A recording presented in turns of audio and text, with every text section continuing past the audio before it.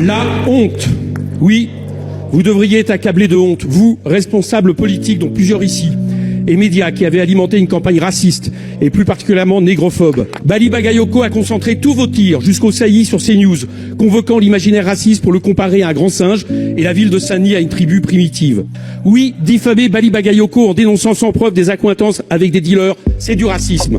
Oui, cette campagne contre ces nouveaux maires et leur soutien fustigé pour quelques huées, pourtant si fréquentes en France lors des soirées électorales, c'est du racisme. Et voilà, Bali Bagayoko faussement accusé d'écarter des fonctionnaires en raison de leur opinion, alors qu'il n'a que rappelé leur obligation d'appliquer le programme issu des urnes. Un principe évident et le droit d'un maire, sauf s'il est noir, insoumis, élu en Seine-Saint-Denis. Donc, que compte faire le gouvernement de la chaîne de l'Empire Bolloré, au-delà d'études, après ces nouvelles sorties racistes qui nous font honte?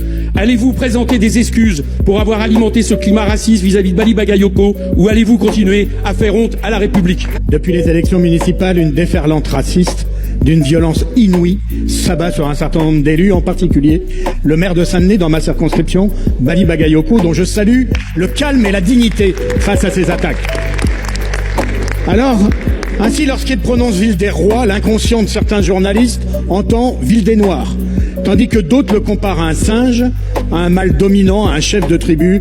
On se croirait revenu en 1931, quand l'exposition coloniale présentait des zoos humains. Depuis l'élection, ce sont des centaines d'heures d'antenne, des milliers de commentaires haineux, d'un racisme décomplexé qui se déverse. Ils lui font un procès en illégitimité sur des bases racistes. Ne soyons pas dupes, ces médias qui pratiquent le lynchage font le choix du séparatisme en dressant les Français les uns contre les autres. Monsieur le Premier ministre, depuis 2 semaines que ça dure, votre gouvernement a été bien silencieux, trop silencieux. Quand allez-vous agir concrètement également contre les médias d'extrême droite qui violent impunément les lois antiracistes de notre pays?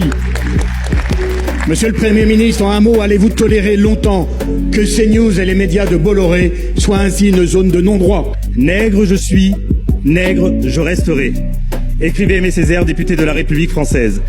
Ces mots sont des mots de dignité. Ils nous rappellent qu'on peut être noir et français, qu'on peut venir d'un quartier populaire et diriger une ville, et qu'en République, ce n'est pas l'origine qui compte, c'est le suffrage universel.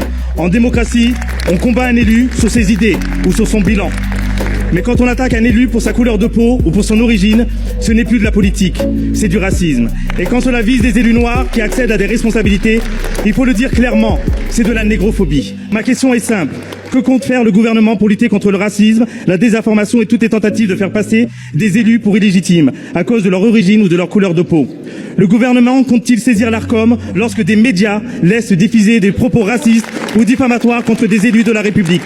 Quelles mesures comptez-vous prendre pour mieux accompagner et protéger les élus victimes de haine et de menaces?